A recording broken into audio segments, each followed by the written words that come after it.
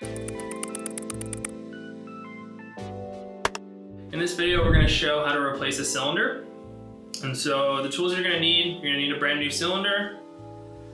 You're going to need a pipe wrench. I have right here an 18-inch pipe wrench. I recommend a mid-sized pipe wrench like this. Sometimes something too small, you can't get the torque necessary. And then sometimes something so big, with the limited amount of space that we have here, it becomes a little unwieldy. So 18-inch pipe wrench works great. Right here, 3 to 4 pound sledgehammer.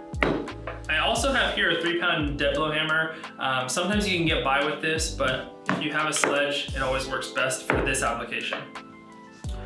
So if you've had a chair for 10, 12, 15 years, this cylinder has lodged into the mechanism very, very tight, just from constantly being compressed in there.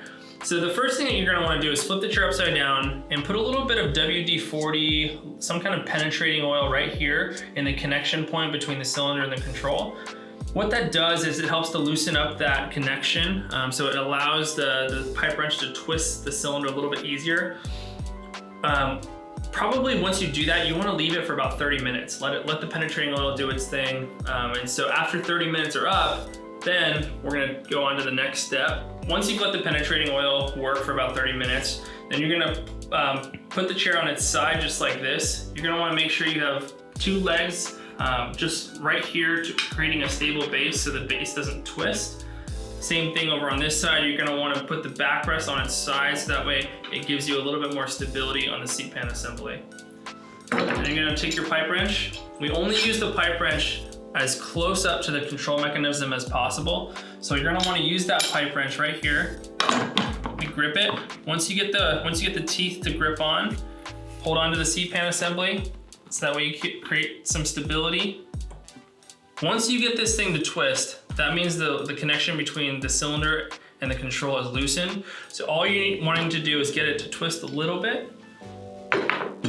And once you do, it should pop right off. So the next thing that we're gonna do, once you have the cylinder out of the control mechanism, is we're gonna remove the foot ring. Loosen the knob, pull it off right here off the top. Right here, you're gonna see a black plastic insert. This insert can come loose, so make sure that you don't lose this. It's very important for tightening up the footrest. And then with what you have left here, flip upside down. Right here, we're gonna remove our black plastic cap. On an ESD chair, you're gonna see a circuit board around the edge of the base, or you're gonna see a circuit board right here on the cylinder. Some of our older ESD chairs use a circuit board on the cylinders, and the newer ones have a circuit board on the base. When you're doing this replacement, you wanna make sure that you don't hit the circuit board on the base. But what we're gonna do here to remove the cylinder out of the base, take our sledgehammer, and we're gonna hit the edge of the cylinder right here. Try and avoid the middle. Hit the edge of the cylinder at an angle, just like this.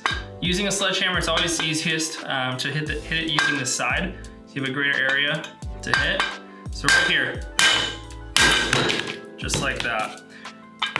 Sometimes if the cylinder has been in the field for 10, 12, 15 years, that connection between the cylinder and the base and the cylinder and the controls can be very, very strong. So you may have to really torque on that pipe wrench, and you may have to hit this maybe 4, 5, 6 times before that cylinder is gonna come out. So don't be surprised by that. When we're reassembling, we're gonna take our new cylinder, pop the cylinder into place. The foot ring goes on just how it came off, right on top. Tighten up that knob. Then we take the seat pan assembly,